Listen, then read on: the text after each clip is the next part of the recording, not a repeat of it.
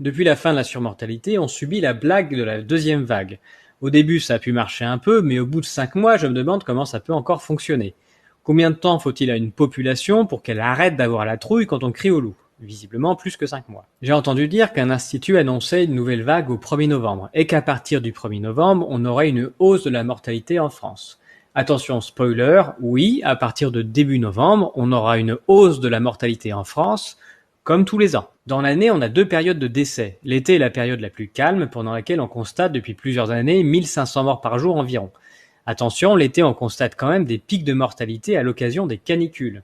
Le record du nombre de décès en France pour une seule journée a été atteint pendant la canicule de 2003. Le coronavirus est loin derrière.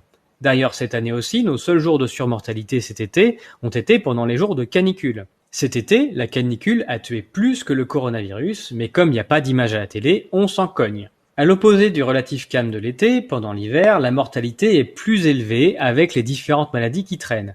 Et on a plutôt 1700 morts par jour en moyenne.